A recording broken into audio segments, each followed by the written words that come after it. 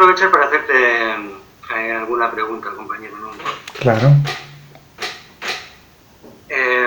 Es sobre la práctica, entre comillas, de la autoindagación de Ramana Maharshi. La cuestión es, Ramana Maharshi, por lo que yo conozco,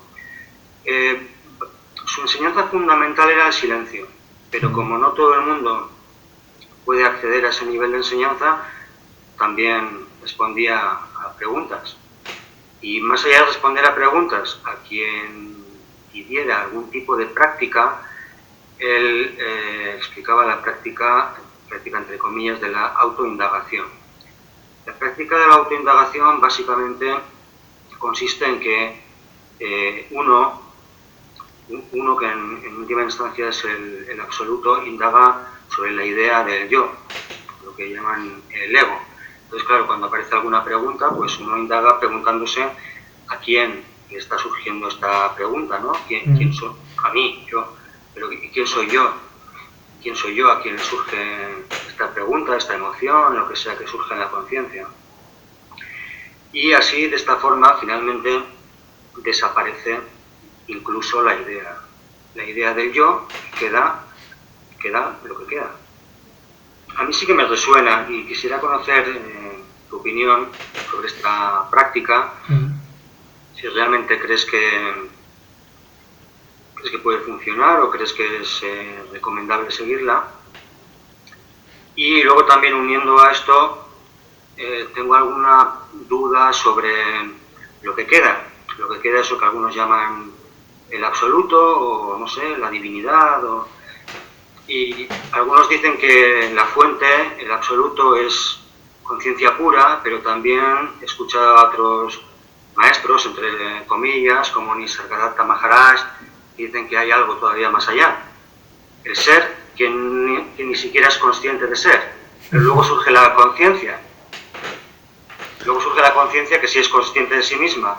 Pero más allá de la conciencia hay realmente una fuente que es, pero no es consciente de que es. No sé si es bueno que me haga estas preguntas, igual debería pasar del tema, pero bueno.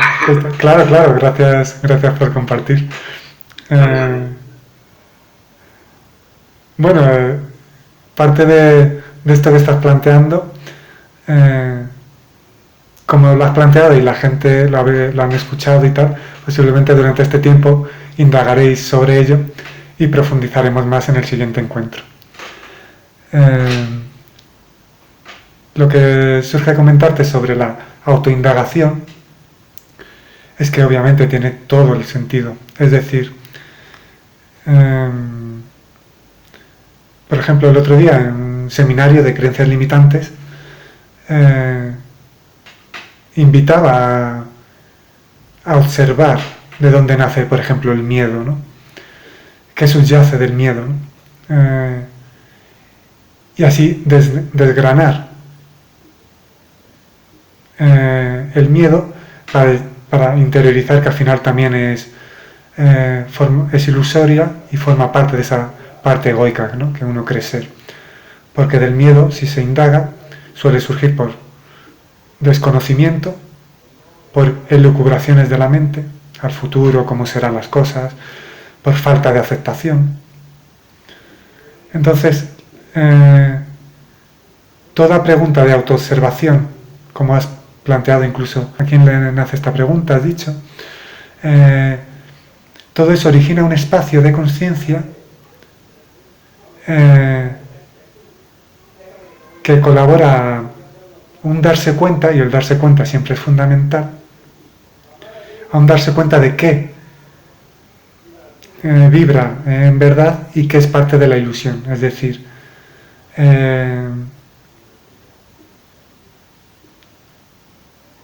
una de las cosas que también surgía a comentar es que, porque alguien planteaba, ¿cómo saber que uno tiene creencias limitantes? Y surgía a decir,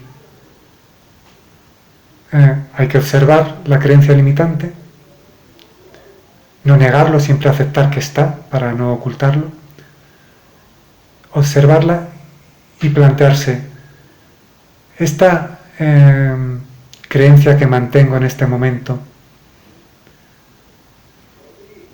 ¿Me une o separa? ¿Crea dualidad o no?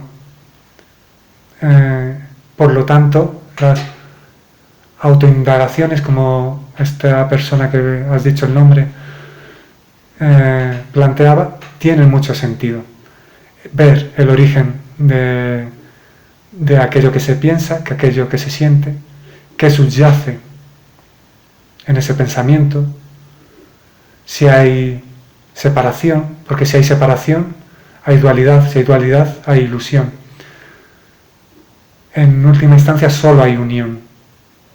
Todo lo que no esté en unión forma parte de la ilusión egoica de creerse separado del resto o de la esencia, ¿no? De los...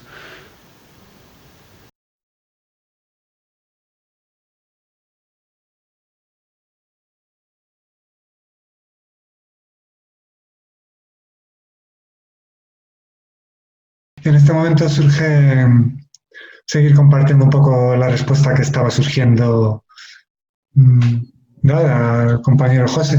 Pues bueno, se invitaba a la autoindagación, desde luego es una herramienta muy interesante. De hecho, más que nada por originar el espacio del darse cuenta, como suelo decir, es vital, ¿no? El darse cuenta de dónde estás, cómo estás, qué aflora en ti, cómo te comunicas, por qué te comunicas de ciertas formas y qué hay detrás de todo ello. Para discernir, ¿no? Cuando hay esa parte egoica o nace desde una mayor naturalidad.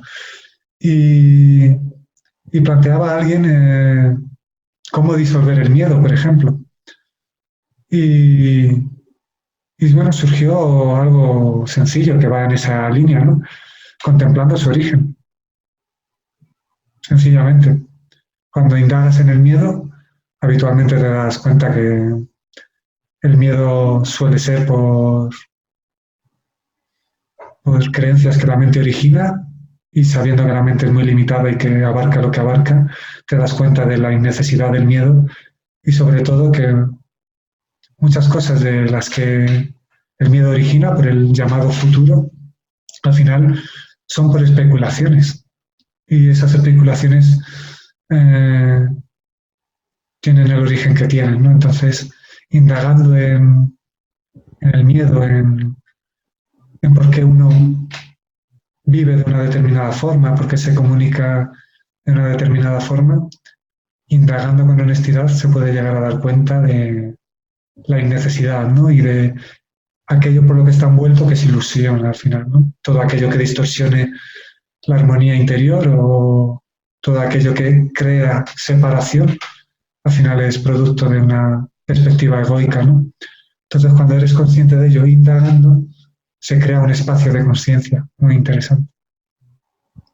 Claro,